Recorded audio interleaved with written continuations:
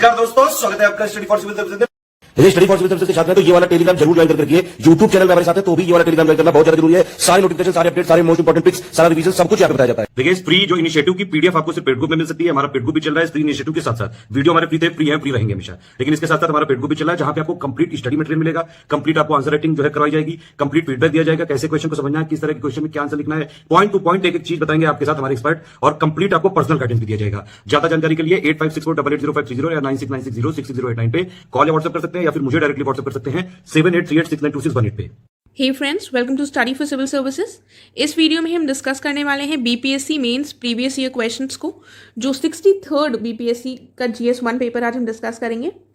और इसको स्टार्ट करने से पहले मैं आपको बताना चाहूँगी कि आप स्टडी फॉर सिविल सर्विसेज से रिलेटेड कोई भी कोर्स की जानकारी प्राप्त करना चाहते हैं तो इन गिवन नंबर्स पर कांटेक्ट कर सकते हैं। हमारे यहाँ UPSC, BPSC, UPPSC, UPSC, EPFO, इन सभी से रिलेटेड टेस्ट सीरीज और कंप्लीट स्टडी मटेरियल दोनों ही चीज़ें अवेलेबल हैं। इन गिवन नंबर्स पर कांटेक्ट कर कर आप सभी जानकारी प्राप्त कर सकते हैं। और साथ ही आप टेलीग्राम चैनल से भी हमारे जुड़ सकते हैं। स्टडी फॉर सिविल सर्विसेज के नाम से टेलीग्राम चैनल है। तो आइए अब हम स्टार्ट करते हैं अपने वीडियो के साथ। इसमें हमारा जो फर्स्ट क्वेश्चन है ये पटना कलाम पेंटिंग शाली से संबंधित है। ये बहुत इंपॉर्टेंट है क्योंकि ये क्वेश्चन काफ़ी बार पूछा जा चुका है बीपीएससी में। तो कुछ क्वेश्चन ऐसे हैं जो कई बार रिपीट देखे गए हैं, रिपीट हुए हैं, तो उनको आप काफ़ी अच्छे से प्रिपेयर कर लीजिएगा। तो ये जो पटना कलाम पेंटिंग स्टाइल है ये इंडियन पेंटिंग स्टाइल है और ये एग्जिस्ट कहाँ करती थी? बिहार में 18th और 19th सेंचुरी में। और ये दुनिया की पहली स्वतंत्र शैली थी जो विशेष रूप से आम लोगों और उनकी जीवन शैली से जुड़ी थी। देखिए ये किसकी बात करती है? ये एवरीडे लाइफ से डील करती है ये पेंटिंग, ठीक है। इसमें वॉशरमैन और फिश सेलर्स, कारपेंटर्स, जो बैंगल सेलर्स थे, इन सब के रिलेटेड जो जीवन शैली थी उसको रिप्रेजेंट करती है ये पेंटिंग। तो ये अपने आप में काफ़ी डिफरेंट है और ये वर्ल्ड की ऐसी पहली पेंटिंग है, स्कूल ऑफ पेंटिंग है, जो डील करता है एक आम व्यक्ति की जीवन से, ठीक है। तो ये काफ़ी इंपॉर्टेंट हो जाती है अपने आप में। इसकी विशेषताएं क्या हैं वो देख लेते हैं। विशेषताओं में पहला पॉइंट क्या है? ये मुगल पेंटिंग और पहाड़ी पेंटिंग से प्रभावित थी। उस टाइम पीरियड पे थी तो ऑब्वियसली जो उस समय पर एग्जिस्ट कर रही थी पेंटिंग्स, तो उसका इस पर प्रभाव देखा गया। ये जीवित सा विवरण है, इसमें लाइफ लाइक रिप्रेजेंटेशन दिखाया गया है।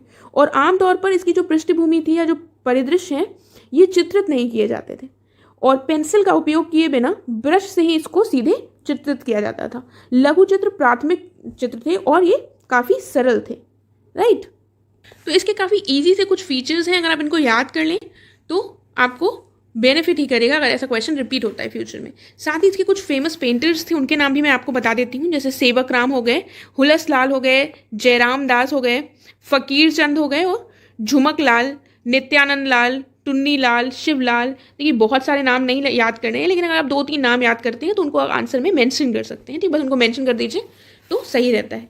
इसके साथ ही जो पेंटिंग होती थी इसके बारे में एक और पॉइंट ये है कि ये जो फीचर्स थे, इनके जो फिगर्स होते थे, बनाए जाते थे, उनके जो उसमें को कैरेक्टराइज किया जाता था। पॉइंटेड नोज होती थी उनकी हैवी आईब्रोज बनाई जाती थी और काफ़ी पतले दुबले उनके चेहरे बनाए जाते थे। तो इस तरह से ये 1-2 फीचर्स आप और इंक्लूड कर सकते हैं, ठीक है। और इसके साथ ही जो मधुबनी पेंटिंग है वो भी काफ़ी इंपॉर्टेंट है बिहार की। आपको पता है मधुबनी पेंटिंग्स के बारे में सुना होगा। तो ये पटना कलम जो पेंटिंग है, पटना कलाम पेंटिंग, इसका मधुबनी पेंटिंग के साथ काफ़ी ज़्यादा कंपटीशन देखा गया है, राइट। लेकिन सबसे दुखद बात यह है कि जिस प्रकार जो मधुबनी पेंटिंग है उनको बढ़ावा मिला, वो वर्ल्ड फेमस हो गई, उस प्रकार इन पेंटिंग्स को उतना बढ़ावा नहीं मिला। तो इस तरह को अगर आप पॉइंट इस तरह का लिख रहे हैं तो उसको आप कंक्लूजन में यूज़ कर सकते हैं सारे फीचर्स अच्छे से लिखने के बाद। इसमें और फीचर्स ऐड कर लीजिएगा। फिर हम देख लेते हैं नेक्स्ट क्वेश्चन। हमें यहाँ पर बिहार में संथाल विद्रोह के कारणों और परिणामों की व्याख्या करनी है। आपको पता है संथाल विद्रोह काफ़ी बार प्रीलिम्स एग्जाम में पूछा जाता है और इसका ईयर क्या है देख लीजिए एक बार ध्यान से, 1855 और 56। तो बिहार में इसके हमें कारण और परिणाम बताने हैं। बिहार के संबंध में देख लेते हैं। संथाल जो थे ये बिहार में बड़े पैमाने पर केंद्रित आदिवासियों का एक समूह था, ठीक है। और इसके रीजंस क्या थे? संथाल जमींदारों और साहूकारों को सभी प्रकार के कर लगान देने के लिए बाध्य होते थे। जो संथाल थे इनका बुरी तरीके से शोषण किया जाता था ब्रिटिशर्स के द्वारा और साथ ही साहूकारों ने अत्यधिक ब्याज इन पर लगाया हुआ था और इन साहूकारों को दीकू यानी कि शोषक के रूप में जाना जाता था उस समय पर। और जो यूरोपीय लोग थे वो संथाल जो महिलाएं थी उनके साथ काफ़ी ज़्यादा अभद्र व्यवहार करते थे। उनका अपहरण, यहाँ तक कि हत्या और उत्पीड़न जैसे भी कार्य किए जाते थे। ठीक है, तो ये सारे रीजंस थे, ये सारे कॉजेस थे जिसकी वजह से संथाल विद्रोह हुआ। अब इसके क्या परिणाम यानी कि क्या रिजल्ट देखे गए, तो सरकार द्वारा संथाल क्षेत्र को संथाल परगना घोषित कर दिया गया था। ठीक है, संथाल परगना, और ये संगठित हो गए थे। तो इसके माध्यम से ये जो आदिवासी समूह था ये काफ़ी ज़्यादा ऑर्गेनाइज्ड हो गया था। ठीक है, ये अब एकजुट होकर एक जो शक्ति थी, ब्रिटिश पावर थी, उसके खिलाफ लड़ने लगे थे। ब्रिटिश पावर बेसिकली ब्रिटिशर्स के खिलाफ ना होकर जो साहूकार उस समय पर थे, जो इनसे डायरेक्टली रिलेटेड थे, उनके अगेंस्ट इन्होंने काफ़ी बड़ा विद्रोह किया था, जो इनडायरेक्टली ब्रिटिशर्स के अगेंस्ट था। उसके बाद जो ग्राम प्रधान होता था उसको भी मान्यता दी जाने लगी थी। राइट, साथ ही कहा गया है कि संथालों ने पूरे देश के किसानों को जमींदारों और साहूकारों के उत्पीड़न का विरोध करने के लिए एक संदेश दिया था। ठीक है, तो इनका विद्रोह काफ़ी बड़ा था, काफ़ी भयंकर था। तो इससे और बाकी जो आदिवासी समूह थे जिनके ऊपर भी शोषण किया जा रहा था साहूकारों के द्वारा, जमींदारों के द्वारा, तो वो भी मोटिवेट हुए थे। इस प्रश्न में गांधी जी के सामाजिक और सांस्कृतिक विचारों के महत्व का वर्णन करना है। तो ये गांधी जी से संबंधित सभी प्रश्न इंपॉर्टेंट होते हैं। गांधी जी जो थे वो व्यक्ति को समाज का सबसे महत्वपूर्ण एलिमेंट मानते थे, इंडिविजुअल को सबसे इंपॉर्टेंट एस्पेक्ट मानते थे सोसाइटी का। इन्होंने समाज की जितनी भी बुराइयां थी इनके खिलाफ लड़ाई पर जोर दिया था। इन्होंने सविनय अवज्ञा और सामाजिक परिवर्तन की नवीन तकनीकों को अपनाया था और इसमें कई सारी विशेषताएं भी थी। गांधी जी की एक खासियत थी कि ये मानते थे कि कोई भी व्यक्ति बुरा नहीं होता है, यदि उसका हृदय परिवर्तन किया जाए।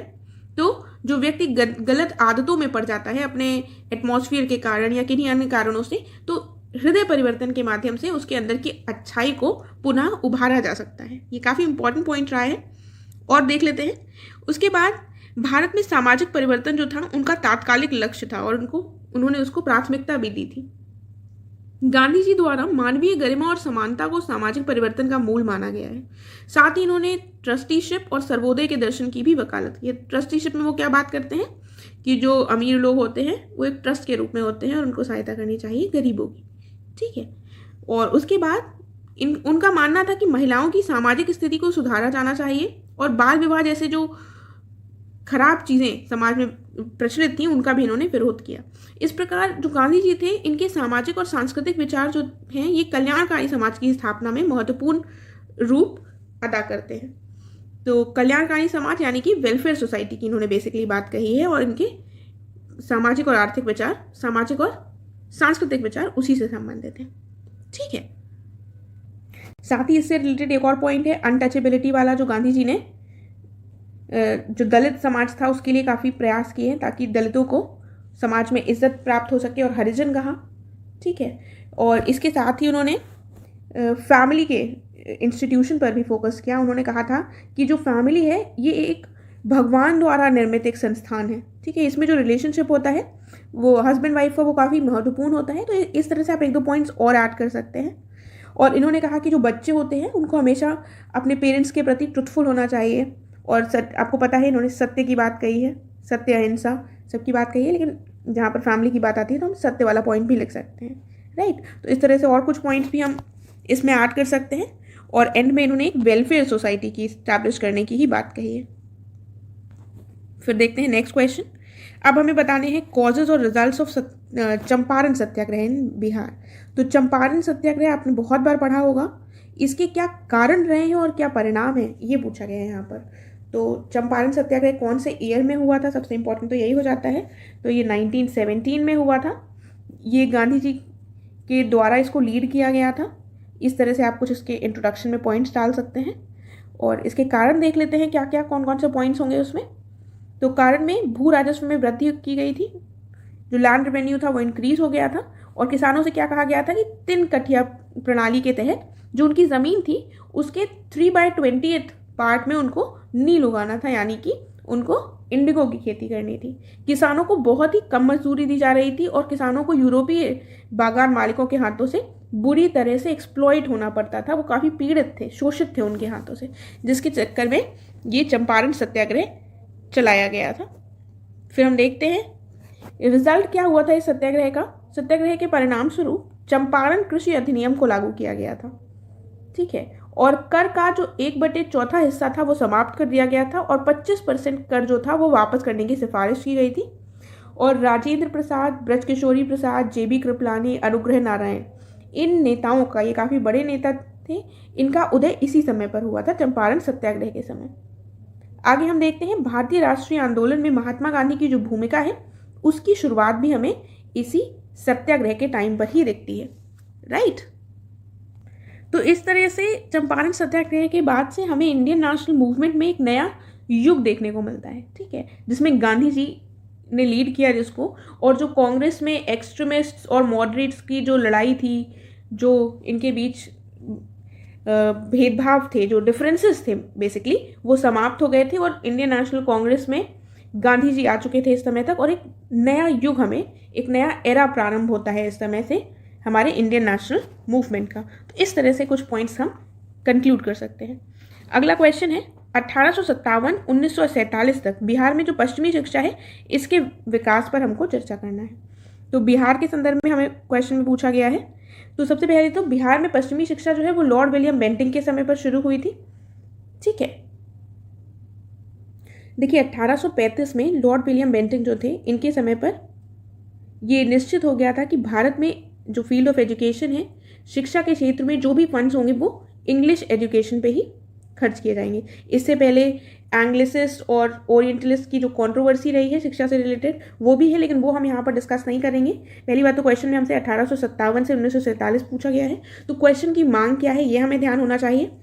तो और बिहार के संदर्भ में है तो हमें बिहार के काफ़ी एग्जाम्पल्स भी देने होंगे यहाँ पर, ये आपको पता होगा, और अगर नहीं पता है तो हम यहाँ पर डिस्कस नहीं कर रहे हैं, उस समय पर मैं आपको थोड़ा सा बता देती हूँ।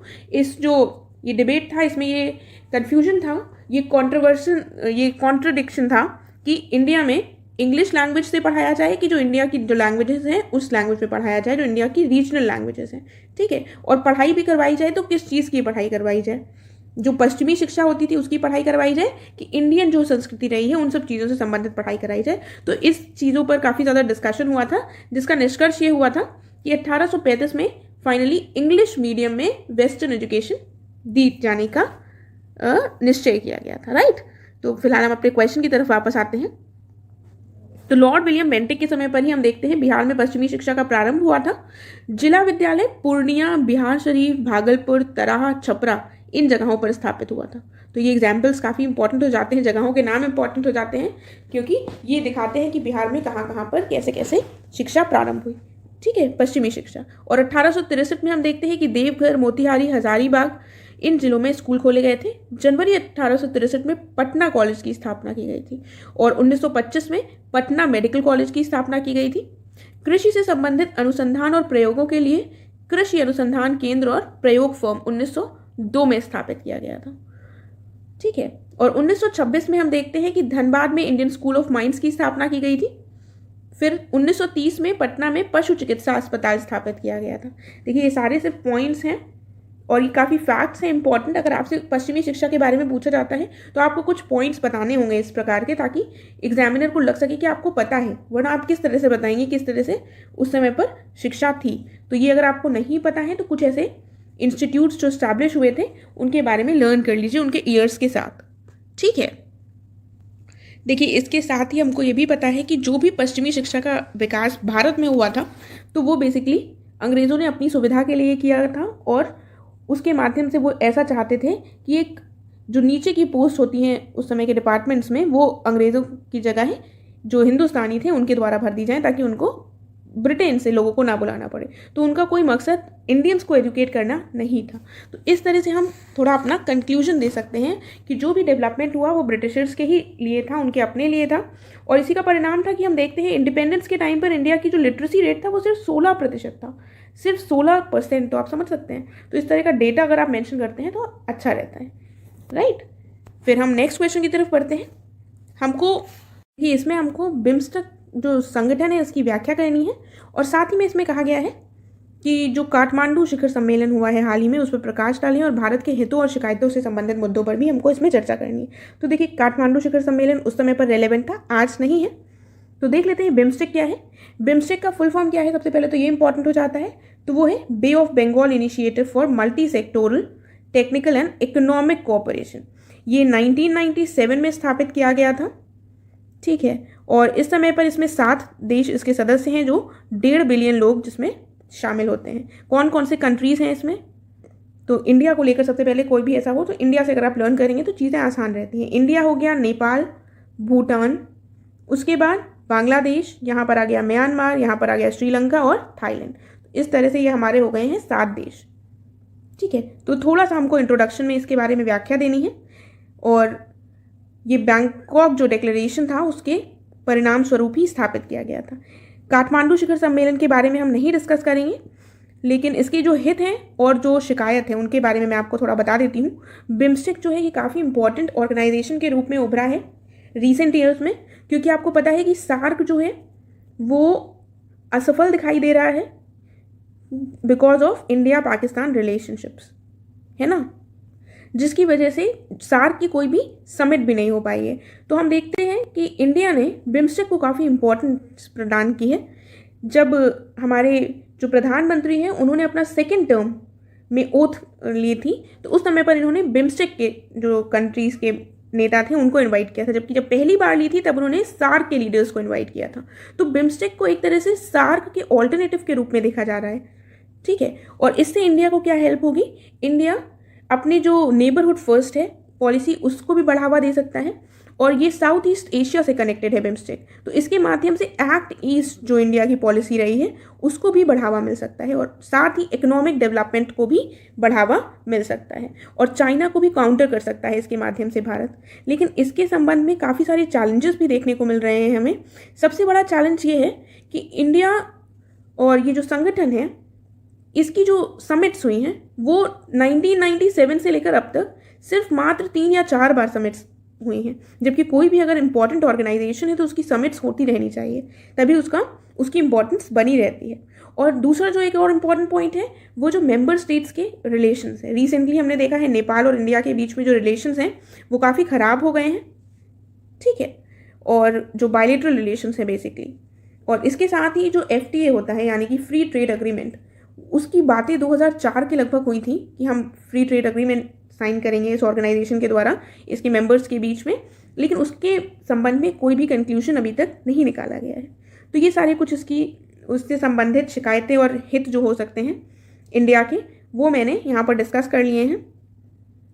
नेक्स्ट देख लेते हैं, कुछ करंट अफेयर्स से रिलेटेड प्रश्न हैं वो लिखे हैं यहाँ पर, इनको मैं एक बार पढ़ देती हूँ ताकि आपको थोड़ा आइडिया लग जाए किस तरह के क्वेश्चन पूछे जाते हैं। तो पहला क्वेश्चन है रोहिंग्या संकट से संबंधित, इसकी हमें आलोचनात्मक व्याख्या करनी है और इसमें म्यांमार, चीन, भारत, बांग्लादेश की क्या भूमिका रही है सब बताना है। साथ ही रोहिंग्या शरणार्थियों के संबंध में मानव अधिकारों के उल्लंघन पर भी हमको प्रकाश डालना है। उसके बाद 2+2 संवाद, ये काफ़ी इंपॉर्टेंट रहा है और प्रीलिम्स में भी पूछा गया है। 2+2 क्या होता है, डिफेंस मिनिस्टर और फॉरेन मिनिस्टर जो होते हैं किसी कंट्री के, दोनों कंट्रीज़ के बीच में इन दोनों जो मिनिस्टर्स होते हैं इनके बीच में वार्ता होती है। भारत और ईरान के द्विपक्षीय संबंधों के संदर्भ में भारत और अमेरिका के बीच 2+2 जो संवाद है उसको स्पष्ट करना है। तो यहाँ पर एक इंपॉर्टेंट क्वेश्चन ये बनता है, एक बार किसी एग्जाम में भी पूछा गया था शायद, कि इंडिया कौन कौन से ऐसे कंट्रीज़ हैं जिनके साथ 2+2 संवाद करता है, तो वो कौन कौन से कंट्रीज़ हैं। तो ये है इंडिया के साथ करने वाले कंट्रीज़ जो हैं वो हैं USA, जापान और ऑस्ट्रेलिया। ठीक है, तो ये मेनली ये 3 कंट्रीज हैं जिनके साथ इंडिया 2+2 डायलॉग कंडक्ट करता है। इसके बारे में हमें बताना था यहाँ पर कि जो ईरान से संबंधित बायलैटरल रिलेशंस हैं उसके संबंध में इंडिया और US के बीच में 2+2 डायलॉग में क्या बात हुई थी। फिर NRC विभाग, नेशनल रजिस्टर ऑफ सिटीजन्स, इसके बारे में हम क्या जानते हैं ये पूछा गया है। इसके पीछे के राजनीतिक कारणों पर हमको प्रकाश डालना है और उस मुद्दे के अंतर्राष्ट्रीय प्रभावों पर चर्चा करनी है। अंत में पूछा गया है अंतर्राष्ट्रीय आतंकवाद को स्पष्ट करें और अंतर्राष्ट्रीय समुदाय आज किस तरह से अंतर्राष्ट्रीय आतंकवाद के खतरे से लड़ने की कोशिश कर रहा है, इसमें UNO के योगदान के बारे में भी हमको बताना है। राइट, देखिए अगर अंतर्राष्ट्रीय आतंकवाद से संबंधित प्रश्न आता है तो सबसे पहले हमें ऐसे में क्या करना होता है, हम आतंकवाद जो टेररिज्म है उसको हम थोड़ा सा डिफाइन करें। ठीक है, बताएं कि वो क्या होता है, वो टेरर क्रिएट करता है मासेस में। ठीक है, और इसका पॉलिटिकल, रिलीजियस कुछ भी एम हो सकता है इसका। उसके बाद हमें थोड़े जो टेररिज्म से रिलेटेड जो भी ऑर्गेनाइजेशंस रहे हैं जैसे अलकायदा हो गया, बोको हरम हो गया, आइसिस हो गया, इनके एग्जाम्पल्स दीजिए, ये कब एग्जिस्टेंस में आए, बस थोड़ा 2-3 लाइन में। उसके बाद टेररिज्म के क्या क्या फॉर्म्स हैं, तो जैसे एक हो गया स्टेट स्पॉन्सर्ड टेररिज्म जो इंडिया में देखने को मिलता है पाकिस्तान के द्वारा, जो कश्मीर में करवाया जाता है। ठीक है, एक दूसरा हो गया एक रिलीजियस टेररिज्म, किसी बेसिकली रिलीजन को बढ़ावा देने की बात करते हैं या वो रिलीजन से संबंधित होता है। दूसरा एक हो गया क्रिमिनल टेररिज्म, ठीक है। तो इस तरह से इनके बारे में हम बताएंगे थोड़ा थोड़ा।